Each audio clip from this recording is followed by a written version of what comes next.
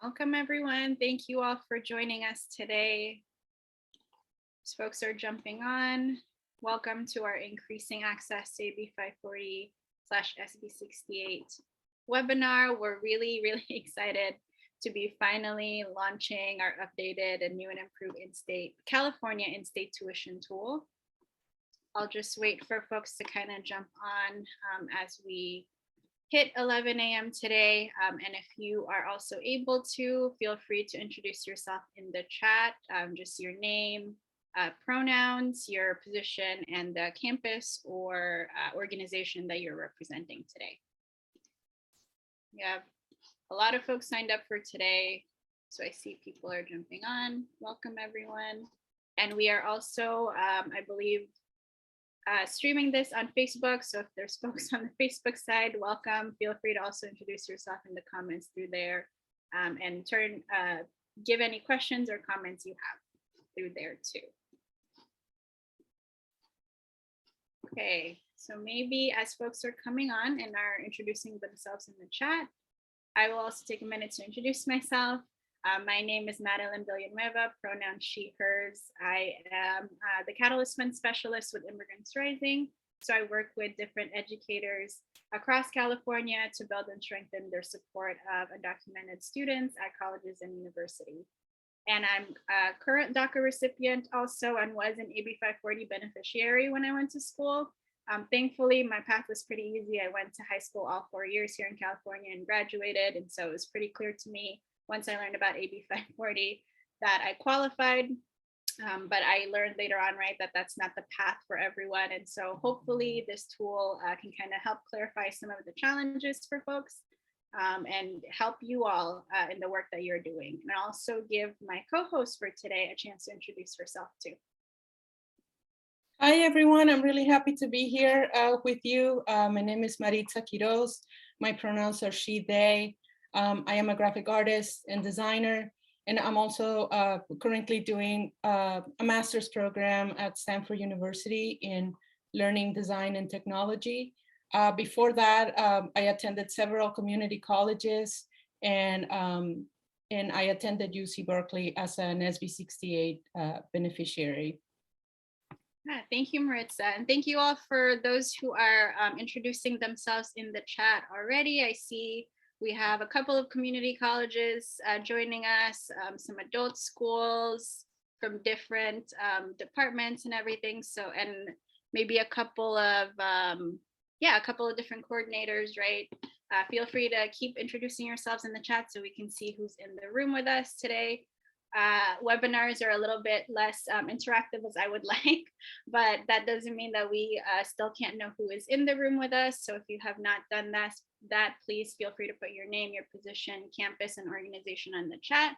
And then I do want to get a sense of where folks are joining us. So I will just quickly launch this poll as well to ask you all, what institution are you representing today? And I'll give folks also a minute or so to vote on that. Yeah, it looks like we have a couple of Dream Center coordinators and counselors joining us today. Welcome. A couple of 10,000 degrees folks as well. Okay, I'll give maybe a couple more seconds for the poll.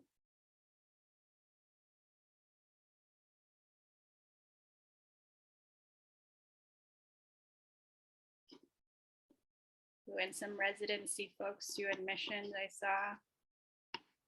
Okay, we're around at 90% participation. So I'll end it there, and as folks continue to introduce themselves. So let me just share the results. And yeah, you should be able to see it, right? Okay, so it does look like a majority of folks joining us today are from the community college, but we have pretty good representation too from high schools, community-based organizations, the UCs, the CSU, and adult school. And we have some folks who are other. So welcome to everybody who came through today. Let me stop sharing that. And so again, really excited to be finally launching this tool for everybody. What we do have planned for the rest of our hour is we're wrapping up the welcome right now. We are going to be giving like a general overview of AB 540 and SB 68 to just remind folks about the requirements and benefits and impact of it, specifically also for undocumented students, right?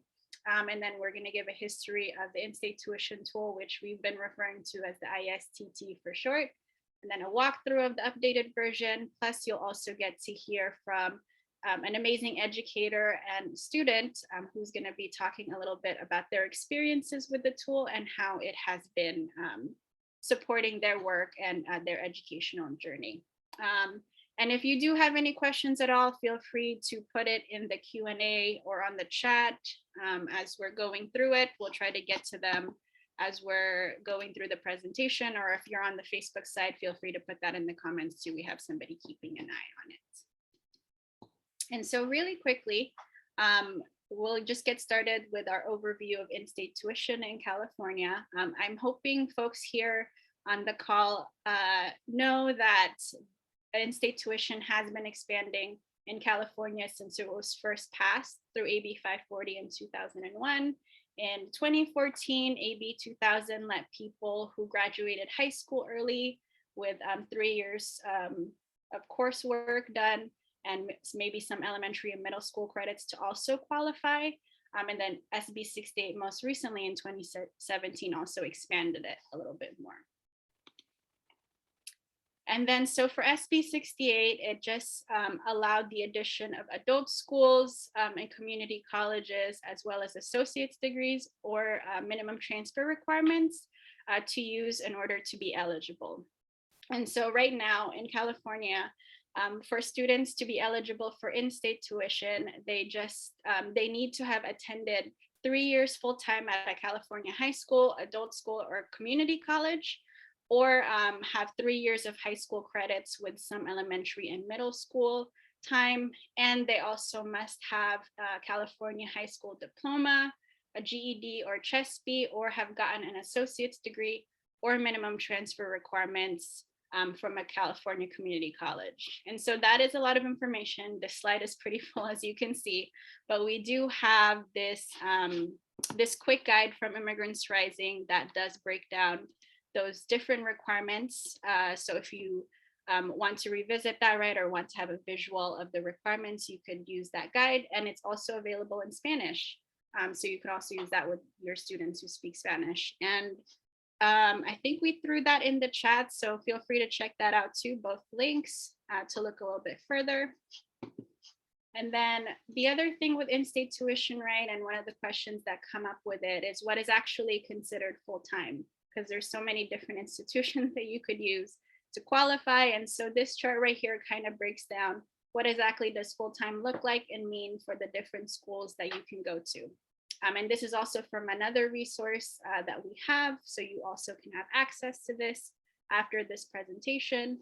But again, it just breaks down the type of schools that students can use and what full-time, 1 year full-time attendance looks like in them, and 3 years full-time attendance totals up to.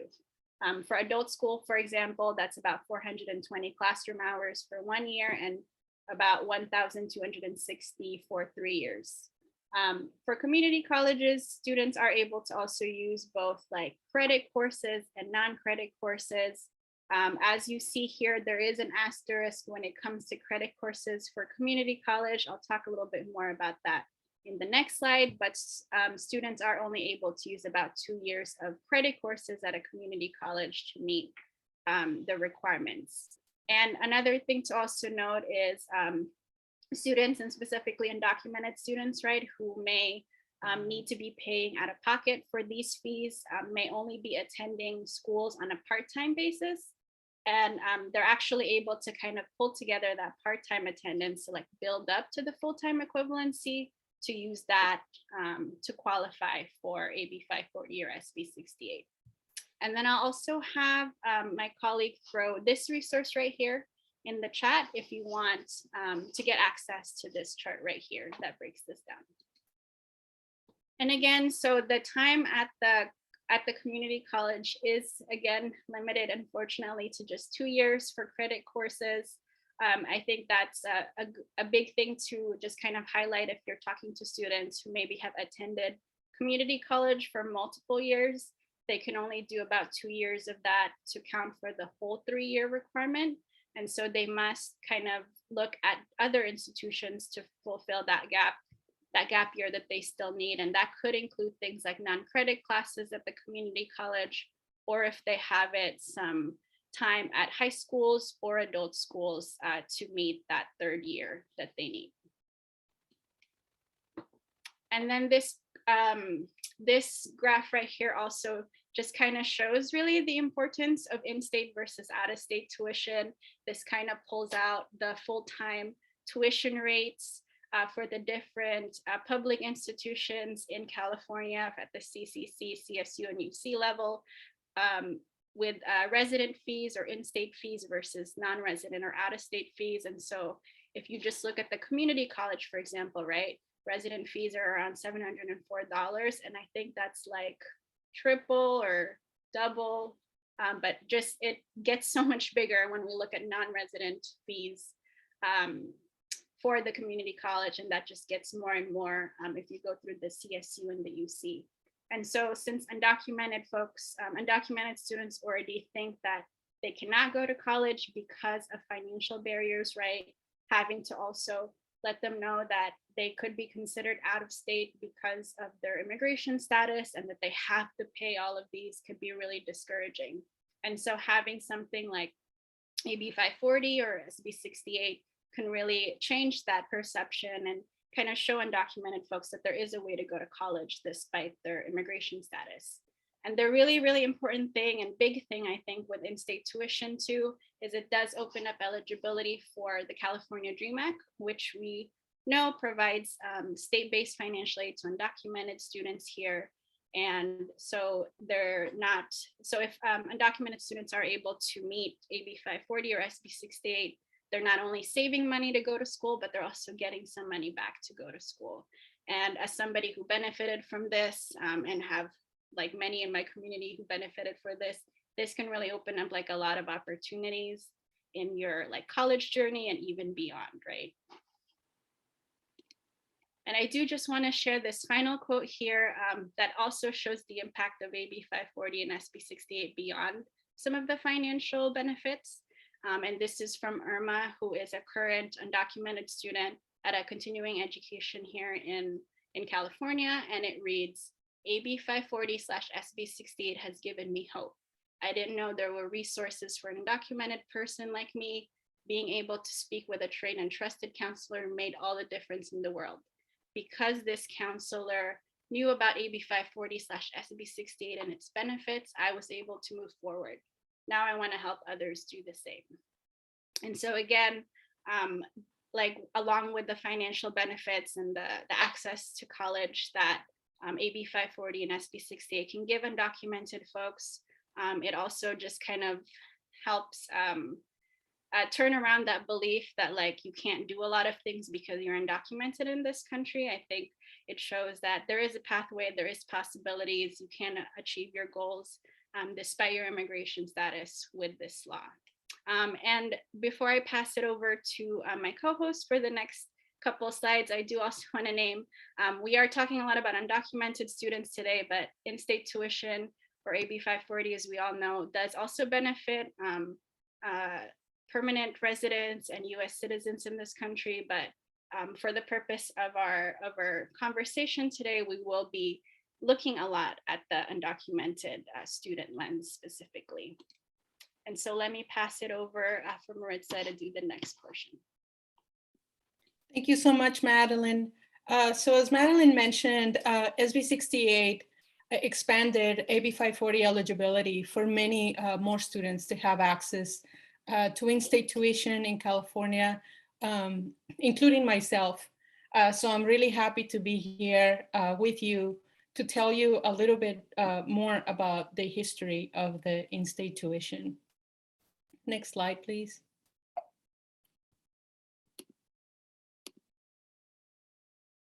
So as Madeline mentioned earlier, before SB 68, only students who had attended high school for 3 years in California were eligible for in-state tuition and financial aid. But it excluded a lot of other students who had different educational journeys. Next slide, please. So for example, I'm sharing here with you how my journey looked like. For example, I only attended one year of high school in the US. But before that, I had taken ESL classes, and I also took and passed the GED. And after high school, I attended a vocational center. And even though at that moment I had a total of like 4 years in different schools, it all it mattered at that moment was that 1 year of high school, while the rest of my education really was not considered. So I then went on and I attended several community colleges in the LA area for over a decade. But SB68 actually passed at a point when I was trying to transfer to a 4-year college. And because of that timing, then I was able to actually UC Berkeley became a possibility for me, making it very affordable. Next slide, please. So at the time that we heard about SB68, I knew that it would allow me to possibly qualify for in-state tuition for the first time. But when it passed, anyone could go online and read the details of the bill. I'm only showing you 3 pages. It's actually like 5 to 6 pages. It's very long. Anyone could read this, but if you take a closer look, I didn't want to bore you with that, but it was actually very difficult to understand. And the language made it very, very difficult for me and other students and other counselors to determine how we could meet eligibility. Next slide, please. So what we noticed is that these are some of the challenges that we were seeing that like students were encountering. There was a lot of confusion around attendance and degree requirements needed to qualify. Actually was also very difficult to calculate the number of semesters or classroom hours completed. There was really a lack of understanding of what could be the next steps if we met the requirements. Some students did not know that they needed to submit an affidavit in order to qualify for in-state tuition. And there were a lot of challenges, especially gathering transcripts and also calculating adult and non-credit hours, especially for example, in my case, when I went to a vocational center that is considered an adult school, ESL classes, all of that, it was really hard to calculate. And then we also noticed that there was a lot of misunderstanding about completing the California DREAM Act application. And there was also a misunderstanding that like being eligible for DACA was the same as qualifying for AB 540, which is not true. But we noticed that there was a lot of confusion around those terms and what that meant. Next slide, please. So our question became, how might we help students assess their in-state tuition eligibility in a clear and an accessible way? That is really the main question that inspired the creation of the in-state tuition tool. Next slide. So in collaboration with Immigrants Rising, we envisioned a tool that could help with those challenges. We wanted to create a free online tool that helps students learn more about their eligibility. And also we wanted this tool to be also accessible to educators so that they could assist students in understanding in-state tuition and financial aid eligibility in California. Next slide, please.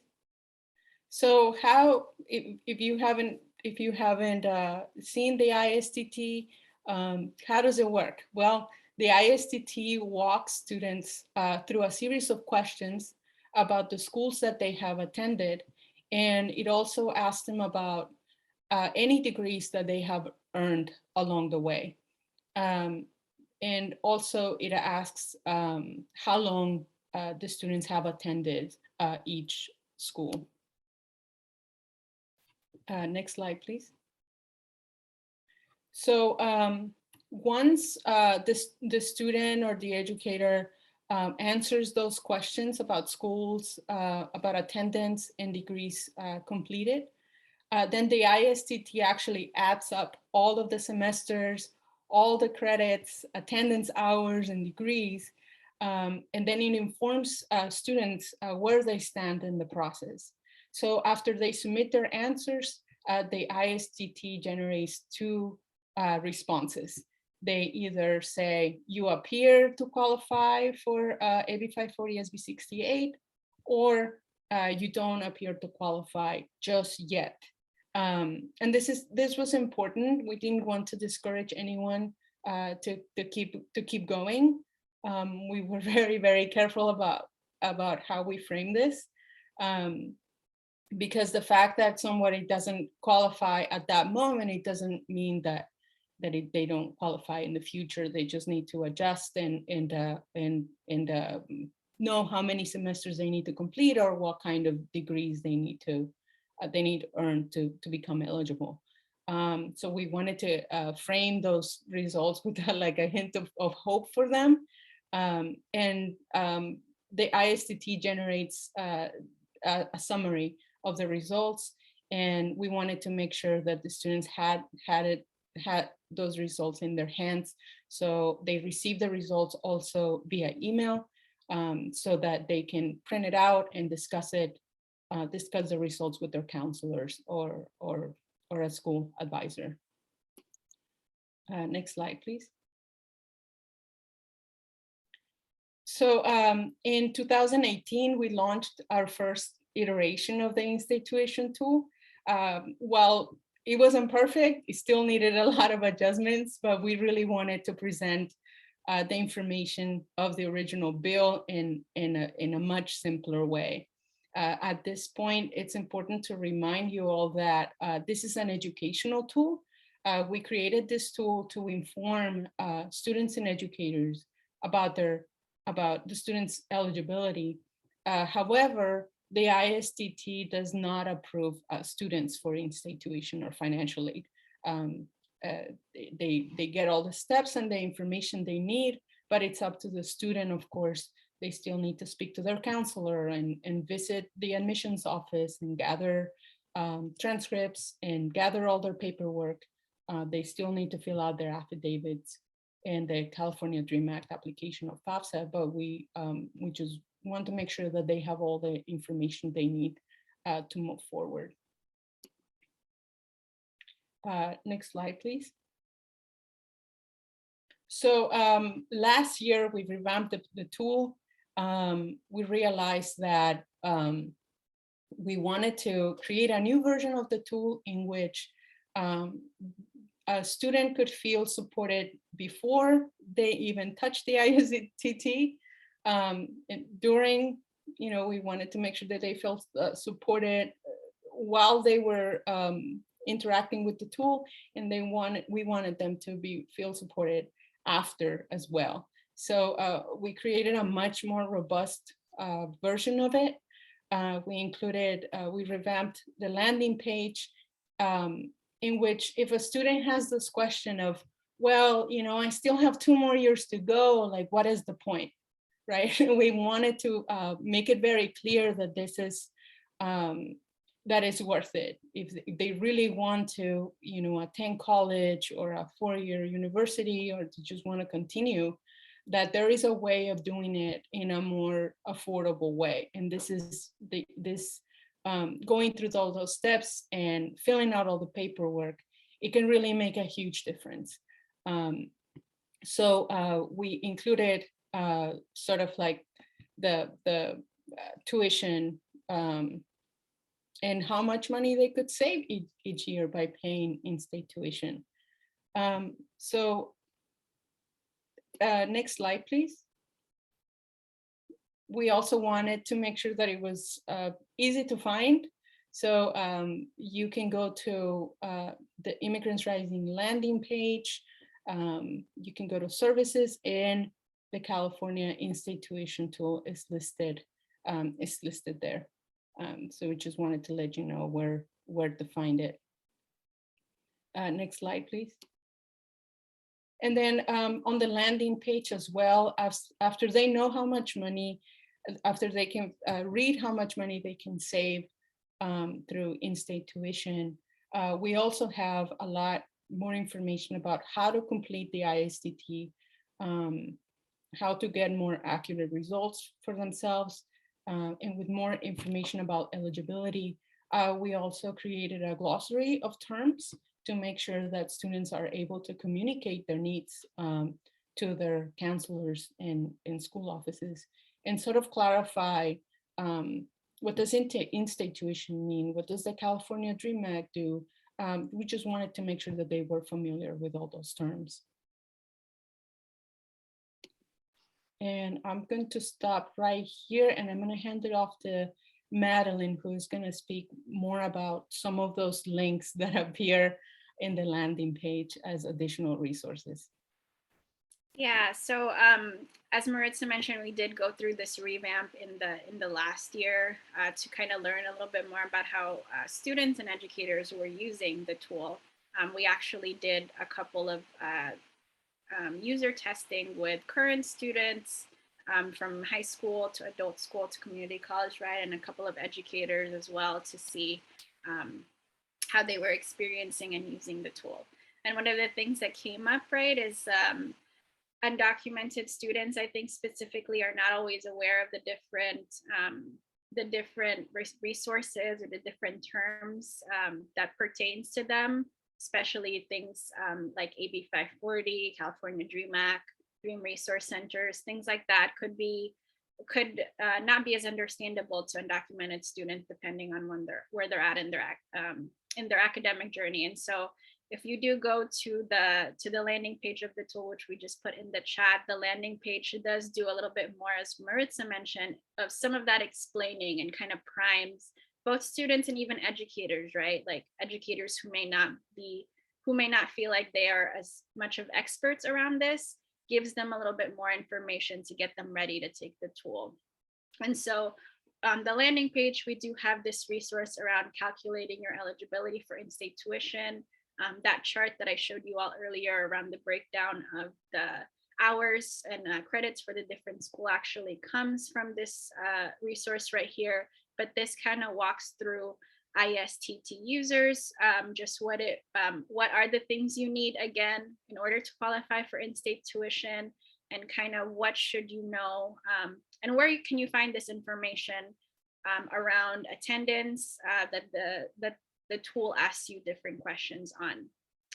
And then we also have linked here to just a glossary of terms of different things that students and educators may come across as they're completing the tool, and just other important terms to know around higher education access for undocumented students that we also found could be useful to kind of help make sure that users of the tool are able to understand the different questions that's being asked of them. And then let me give it back to Maritza to start walking us through like what the actual questionnaire of the tool looks like. Thank you, Madeline. So we just want to give you a little bit of an example of the questions that we're asking. As you notice, we've come a long way from that boring PDF to this. Like, we're really trying to just show the students just the specific questions that relate to their case. If needed, for example, this is an example of exploring attendance and degree requirements in high school. So we asked them, do you attend a high school in California, or how long did you attend such high school? And depending on those questions, then the questions will keep appearing if necessary. If needed, for example, in this high school portion, the ISTT will ask questions about elementary and middle school attendance as well, but only if it's necessary. Next slide, please. Then if a student attended adult school, it asks questions about the degrees earned in adult school. In my case, for example, I attended an adult high school and a vocational center, which is considered an adult school as well. So it asks questions about the degrees as well. And in adult school, also there is this calculation of hours. Adult schools are attendance are measured by hours, as Madeline showed earlier in the chart. And can we go to the next slide, please? And then, if necessary, of course, it also explores attendance and degree requirements in community college. Next slide, please. And in community college, it gets a little tricky because there could be students that attended community colleges that go by semesters, and then there are others that have attended some that go by quarters. And the calculations are done behind the curtain. We just wanted to make it very easy for people to answer that. And the ISTT does all the math for them. Next slide, please. So if a student appears to qualify, then they receive a message like this at the end after they submit their answers. They receive a summary that includes next steps and information about submitting affidavit, the AB 540 affidavit, and also information about financial aid through the California DREAM Act and FAFSA. Next slide, please. Then the other result, if they're underway, if they're not eligible, they don't appear to be eligible yet, students still get a summary of what they may be missing. So they receive this summary in an email as well, with very particular next steps as well, and how they can become eligible in the future. And then Madeline is going to show you what that email looks like. Yeah, and so as Maritza mentioned, if students are able to complete the tool right, they will get one of either of those result messages right after completing it that gives them some of those immediate, what does it look like, whether or not you qualify, and just some immediate next steps. And in addition to that, students also will receive this like follow-up email that kind of summarizes their results, what they put on the tool, including their attendance and their degree, and some next steps as well, depending on the result they got. And so I see there's a question on the Q&A about, there is a little part in the beginning of the tool that does ask folks completing the tool for their name, email, and zip code, as well as whether or not they completed the tool and their immigration status. And so we do kind of collect that information to determine if AB 540 and SB 68 is something that students are eligible for, because there are some other immigrant students, right, who may be taking the tool, who may have different visas that are not eligible for in-state tuition. And so that's why we ask that question. And we specifically also ask the email question so that this results email with the next steps is able to go to students, and that they know that completing this tool doesn't mean that they're already approved for AB 540 or SB 68. So it's just another reminder kind of thing.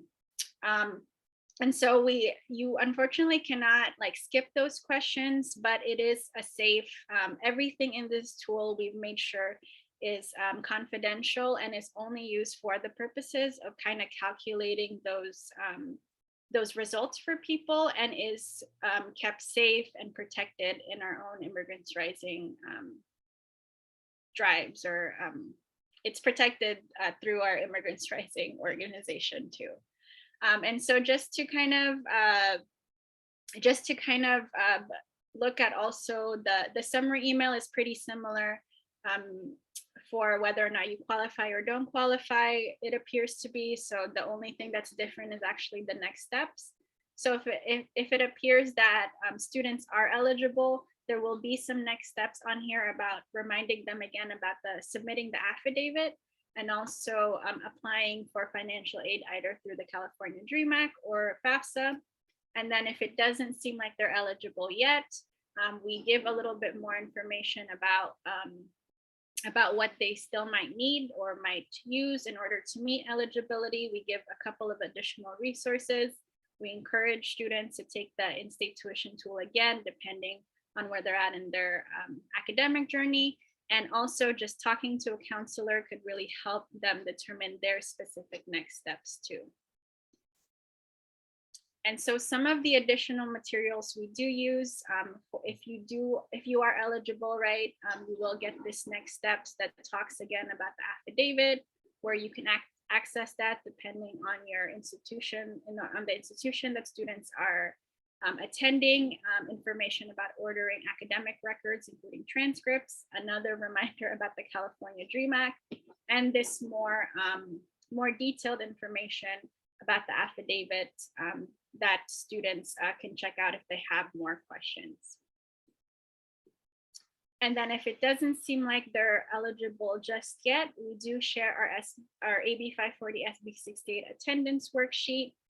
This is a fillable sheet that students with educators too can also use to kind of calculate their attendance, think about what they've already completed and write it down here. If they've already completed any degrees as well, writing it out in a specific portion, and they can see kind of still like what they're missing, and even plan out, right, like what they're still missing. And we always encourage students using this to kind of use this as a tool to check in with your counselor and think about your next steps and what is possible for you to still complete in order to meet eligibility for AB 540 or SB 68. And again, just another reminder about the affidavit in order to qualify, and another reminder about the California DREAM Act to apply for that once they've become eligible.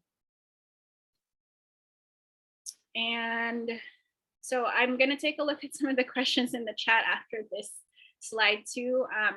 But with all of that, we want to also ask folks here for help in kind of promoting and getting word out about the ISTT. Fully encourage folks also to just kind of look through the tool after this webinar, right? We went through a lot of different information. This webinar is being recorded, so feel free to watch it again for that walkthrough. But just sharing some strategies here on this side as well to promote the ISTT. If you are working with students directly, we encourage you all to maybe think about using this during one-on-one appointments or as part of workshops to help open up or start or explain conversations around AB 540, SB 68, or even the California DREAM Act. Again, also encourage repeat usage for students who don't yet qualify, and think about how this could also be used to just highlight the different educational pathways that exist for students. I think for undocumented students too, right, there is and for many first generation students, there's a perception that there's only one way to go through college. You have to come directly from high school and kind of follow that path. But this tool could help open up that there's different pathways depending on where you are and where you want to go academically. And because the tool is online, it can also be linked on your campus or organizational website. This would make a really good addition on undocumented student support sites or admissions or outreach web pages to talk a little bit more about in-state tuition and the different steps to enrollment for undocumented and other students. And it could also be something that's incorporated in DocuAlly trainings or department trainings, or even demonstrated through outreach or welcome events for new or prospective students. And so let me just take a quick look at what's on the chat. I know my colleague Nancy is doing a good job kind of fielding some of those questions. And so I'll answer this one for now. Are there questions pertaining to being in an eligible category, i.e. immigration status? If so, is that used in the calculation? So yes, there is a question specifically in the beginning of the tool that does ask folks for their immigration status. Again, that information is kept safe, but it does give options as being like undocumented, TPS, DACA, U visa, T visa, US citizen, legal permanent resident, and that is just used to kind of help us give folks the right information when calculating the answers from the tool. Okay, and we can also think about creating an email or flyer or promo that we can share with you all to promote the ISTT. And let's see. Okay, I see there are other questions, but I also do want to give some time to our panelists for now. We'll come back and try to address some of these questions too, either by writing or verbally later in the time that we have left. But I did want to give a really warm welcome to our panelists, Karina Duarte and Justine Lim. Karina is a counselor at Miracosta College, and Justine's a current student, SB68 student at UCLA, who transferred from Fullerton College. And they're both going to be talking a little bit about their experiences with the tool and how it's benefited them. And I'm going to actually have Karina go first, and then Justine share hers. Okay, great. Hi, everyone. Can't see you, but I know you're there. So as Madeline said, I am a counselor at Miracosta College. I'm formerly the Uprise counselor, which stands for Undocumented People Rise in Solidarity and Empowerment. Also was the coordinator. I'm transitioning out, going back to general counseling, but in that transition, it's hard to let go of the student population that we're working with, because it's, in my opinion, the best population to work with at the community college. And so I'm still in the trenches, especially when it comes to figuring out if students are eligible for SB 68 and AB 540.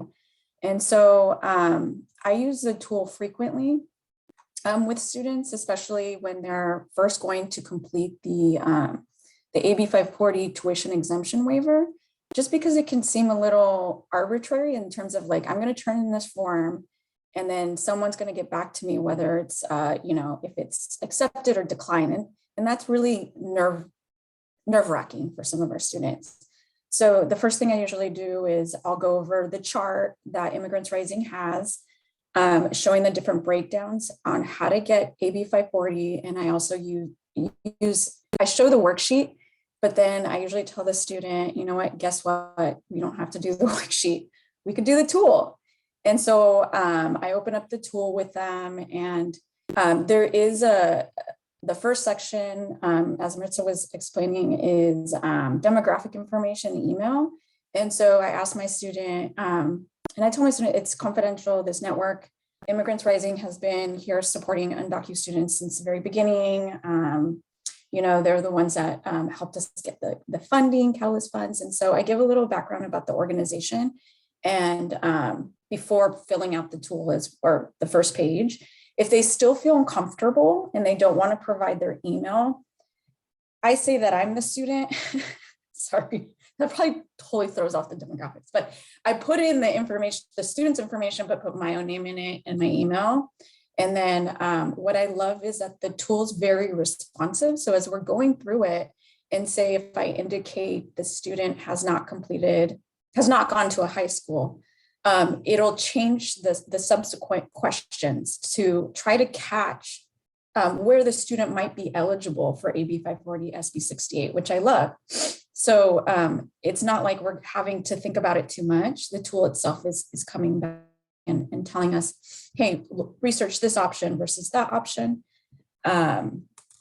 Also, what I love about the tool, and our students really, I think they appreciate it, is that in the summary, it actually says, if you haven't reached it, if they haven't reached the AB 540 criteria, it says, keep going, you're on your way.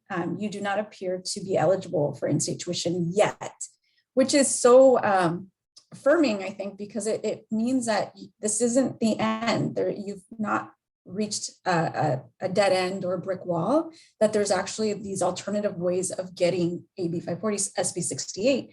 And so I know our admissions department uses it also as kind of like a what if tool. So I use that as well. It's like, well, maybe you're not reaching it, but let's play with it. Let's go back and play with it, or I'll play with it on my own. And I'll go back and be like, what if the student has this many hours versus this many hours? What is that sweet spot? And then this allows me to work with our admissions office and kind of ask, like, can we do this? Can we do that? And luckily they're pretty open to different interpretations. Sometimes I say that SB 68 and AB 540 is kind of looking at an illusion. Depending on how you look at it, you see the young woman or you see a duck, right? And if you hold it just right, they'll get the AB 540, but it does take some researching. I'm trying to see if there's anything else. It does have its limitations. So in terms of sometimes hours on the adult high school side aren't calculated as meticulously for our adult high school or for our non-credit adult classes. And so that does take some collaboration with admissions and sometimes even reaching out to professors. And I know now we're in the process of building a chart that's unique to MiraCosta's hours and what that means in terms of AB 540, SB 68. But my understanding is that it is a systematic, probably challenge across California, not just unique to MiraCosta. I think the tool is really just, it is a game changer because it allows the student to understand that there's still a really great opportunity to reach AB 540, SB 68. And in that, it's not only just paying the in-state tuition, as Madeline had explained, but it's getting that California Dream Act, being eligible for EOPS. And on the back end for a lot of schools, that's how they'll calculate or try to identify the undocumented population so having them categorically AB 540 just makes them that much easier to do outreach to and provide services and anything they can need. I don't know if there was anything else, Madeline, that you wanted me to add. Yeah, no, I think that's great that everything that you mentioned already too, right? Like, I think it's really a tool to kind of educate students a little bit more on this resource, on this policy, and how they can benefit specifically from it. But I think it also, I like what you mentioned about you kind of use it as a what if tool, which I think is going to maybe mess up our data a little bit on the back end. But using it as like a what if tool to show students that like there is ways to accomplish this. Like the path, as we mentioned before, could be a lot harder and longer, unfortunately, for folks who are using adult school and non-credit hours, as I've seen in the chat too, right? But it helps, I think, visualize and creates a little bit more of those next steps that students, I think, could really benefit from. And I think it sounds like it also kind of helps you as a counselor to help open up those conversations for folks and help explain what is possible and what they could do to meet this, right? And I'll wrap up really quick is what I usually do is I don't leave the student with just the email from Immigrants Rising that says, keep going, you need this or that. Usually it's that similar to Maritza's experiences, we have to reach back, get transcripts from these different schools. Sometimes those schools are discontinued. So it's about going back to the district and finding those transcripts as well. And that's really, that could be challenging for counselors, administrators, people that work with the colleges even doing. So I usually open up an email and I say, this is our to-do list. This is what Karina will do. This is what you'll do. These are our next steps. And then having like a follow-up meeting, maybe in a week or two when they can do that research, gather it and see where I can assist them. And if I have any questions, get those answers, or if they have any questions. So yeah. Yeah, thank you so much, Karina, for sharing that. So I'll also turn it over to Justine. I think we might have a little time for like follow-up question right after this, but I'll turn it over for Justine to hear a little bit more about her experiences in getting a SB 68 as a student. Hello, everybody. Thank you all for being here. It's just so inspiring to see so many educators coming out and wanting to learn more about this topic. I'm a current UCLA student. I'm a fourth year studying political science and labor studies. But to give a little bit of my background, I actually have a very unique educational journey. So I actually grew up in Pennsylvania. My family migrated to the United States in 2005. So I did my elementary, I did my middle school, and I did my high school in Pennsylvania. And I graduated a high school in Pennsylvania. But there really wasn't a lot of resources to support undocumented students in Pennsylvania. I remember when I was in high school and I discovered I was undocumented, I didn't know who to turn to. So I naturally would go to like my high school counselor, right? So I had like gathered up the courage to like tell her I was undocumented and see if she had any resources to help me. And what struck me was that she actually brought me to the USCIS website and was like, oh, you can just apply for citizenship. It's just a very quick process. And I just didn't know how to explain to her that I'm not able to get my citizenship at this time. And it was very discouraging because, you know, when you're a student in high school and you're just developing, like when you're hearing this from like people above you, like you just don't know what you feel stuck. Like I didn't know what I was going to do for the rest of my life. If I wasn't going to go to college, I didn't know what I was going to do. It was actually a strike of luck that one of my mom's friends was opening up a restaurant in California. And she was like, if your daughter wants to come work for our business, like we'll be more than happy to like rent a room for her and she'll be able to work and try to find a living in California. So after I graduated, I moved halfway across the country from Pennsylvania to California to move in with my mom's friend's family who had opened up this restaurant in Temecula. And for a year, I had just worked there before even coming to community college. And after that year, I was actually able to qualify for in-state tuition at the community college level, being there for like a whole year and being able to establish my residency.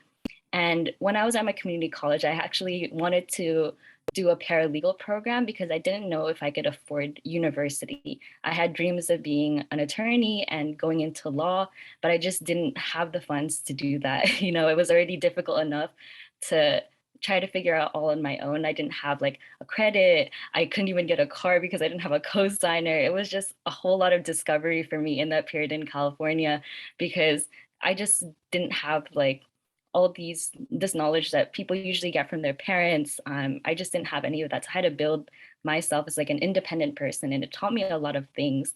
So I had actually applied for a paralegal program at Fullerton College because it was an accredited university, the closest one I could find to my home at the time.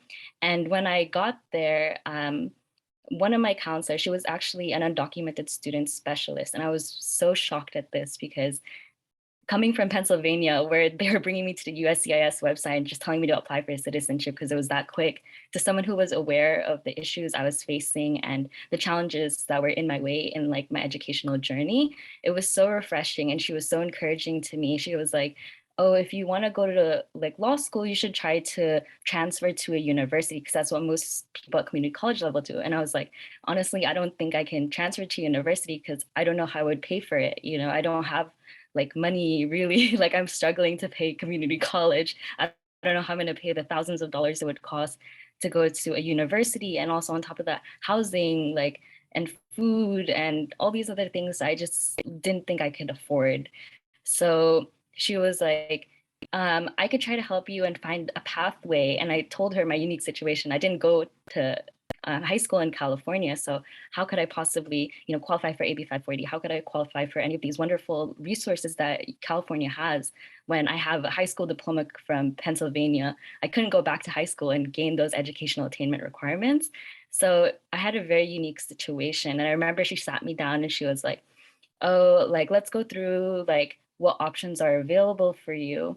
And this was actually right before my second year of community college, when everybody was already starting to apply for like universities, like University of California, CSUs. And that's actually how I discovered about the in-state tuition tool, because I was parsing through like the bill when Maritza brought up the SB 68 bill. I had actually looked through that and I was trying to discover if I was like eligible for that. And I showed that to my counselor and I was like, hey, can I possibly like qualify for this? And she was like, oh, this is pretty new because this was in 2019 and the bill had just come out, I think like 2017, 2018. So not a lot of people really knew about it, but because I was like specifically searching for pathways to citizenship for my specific situation, that's what kept coming up. And I had actually read through that bill and I was so confused because there was like A, B, C requirements, like, what does that mean? Like, do I qualify or not? And there was just so much uncertainty and I just wanted some sense of security. Like, am I going to be able to transfer to a university, you know?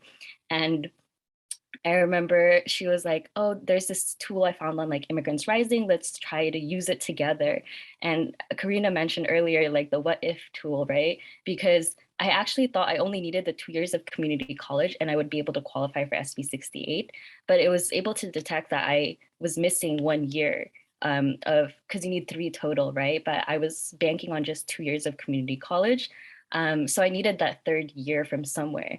And I discovered I could just use adult school because for high school, it's different. You can't go back to high school and like take more classes if you already graduated. But for adult school, you could enter at any like level. Like for me, I was able to get a business management certification on top of my 2nd year of community college. So it was good to discover that early on before the 2nd year that I needed that other year to be able to qualify for in-state tuition. So when I was sitting there with like my counselor, she was like, oh, you could just do continuing education, like adult school. And I was like, I don't even know what that is, honestly. And she was able to call, because the way my college was, Fullerton College is like super close to North Orange Continuing Education, which is like right across the freeway, which was perfect for me. And she called and was like, oh, I have a student who wants to enroll. And she was like, the driver of everything. I was like uncertain about it. She was like, no, let me like help you. Like, I'll just call the continuing education people and we could get you enrolled. And I was actually able to enroll like the week after in like a summer class at the continuing educational school. And I know somebody mentioned in the questions how you could get 420 hours within like a year. I actually was able to get them through their computer lab, which you could like sign into almost like you're clocking into work. And I would accumulate my hours to going there like 6 hours a day, like just trying to add up those hours because 420 hours is a lot. And especially if you're doing community college, your 2nd year of community college on top of that, I really wanted to make sure I was reaching that 420 hour count. So I would clock into the computer lab, just do all my classwork, study, do everything I could possibly do within that time frame to add up those hours. And it was good because it was open basically like Monday through Sunday. And the lab was open like, I think 10 to like 7 every single day. So you could clock in as much hours as you want and add up those hours. But yeah, so in the summer before I transferred, I had community college, I had adult school. So I was waking up at like 7 a.m., going to my community college and then taking my adult school classes at 6 p.m., which would run till 9 p.m. And then I would drive back and then like do it all over the same day, the day after. But yeah, it was a big a challenge, but it definitely developed me and helped me learn to kind of take ownership because nobody was pushing me to do it. You know, I had to find that within myself to say like, you know, you have to do this or else you're not going to be able to get your get in-state tuition, because in-state tuition is extremely important, not just because it's less money, but you also qualify for the California Dream Act. And when I transferred to UCLA, I remember getting my financial aid statement like my first quarter, and it literally $70,000 because I was an out-of-state student and like they gave me additional money on top of that from the California Dream Act to help me pay for like my housing costs, like food, utilities, things like living costs, right? So they had paid $70,000 for me to go there that first year, and then I got it again the next year. So it fully funded my whole educational experience at UCLA. So the in-state tuition tool was very important in that sense because it helped me detect that I needed that 1 more year of adult school, or else I wouldn't have been able to qualify. And it was within a very short time frame too. So this was all within 2 years. I had my 2 years of community college, and the summer after my first year of community college, that's when I began my adult school on top of my community college. And then from community college, transferring into UCLA. But being able to detect that early on was really important. And then being able to figure out what I needed to complete in order to qualify for that was also really important. So I definitely encourage you to walk with your students through the process, because you can try to find a way to qualify using like the what if like method, like what if I have like community college and like adult school. And I think what's great about SB 68 is that it expands it to so many students. Like for me as an out-of-state student from Pennsylvania who had graduated in Pennsylvania, to be able to qualify for this in California, it opens up so many doors for students who are in restrictive states. For example, like Pennsylvania, like if you come there to California, you could essentially do 1 year of just like establishing your residency and then going to community college and then doing adult school on top of that, and then transferring to a university. And you'll have this pathway to higher education that, you know, it's not easy, but, you know, at least you have resources and funding available to you that you didn't have before. And I think that's what's so magical about this. But yeah, hopefully this is informative. I hope I didn't talk too long, but I just wanted to give you guys all that information in case you're helping students, you know, who are like having difficult situations like this. And if you guys have any more questions about my journey specifically, like, please let me know. I'm more than happy to share. Thank you so much, Justine. Right. I think that's another common thing that came up from yours and Karina's experiences, that you both, like you both, you also had like a dedicated and knowledgeable undocumented student specialist to kind of walk you through the journey. But again, it is a long, hard journey, especially for undocumented students. It sounded like you had to figure out a lot of stuff for yourself. You were lucky enough to get connected with somebody who knew, and the tool was just another tool to kind of help you understand better about the options that are available for you, and what you needed to do to kind of make that happen too. So thank you so much for sharing your story with us today too. I see there's a lot of love for you in the chat. I think I even saw somebody wanted to feature you on a panel, so feel free to reach out to that person. But also just want to thank both you and Karina for kind of sharing a little bit more about your experience and really highlighting that this tool is an educational tool for students to just learn a little bit more about their pathways and the possibilities that exist for them, regardless of their immigration status. And so I know we're a little bit over time, but I'm just going to wrap it up a little bit before we close out this space. Let me kind of pull up my slideshow again to wrap up, and also share my contact information, because I see there's a lot of questions in the chat that we may not have gotten to. But again, just thinking about all the different things that you saw today from our New and Improved ISTT, how are you planning to take this tool back to your campus and community? Think about any departmental partnerships or collaborations that you already exist, and how can the tool kind of strengthen some of that. And if you are curious to learn a little bit more about AB 540 and SB 68 and the challenges and different strategies that campuses from across the state have done to kind of smooth the process out for undocumented students specifically, we are doing some learning labs on April 8th and 15th.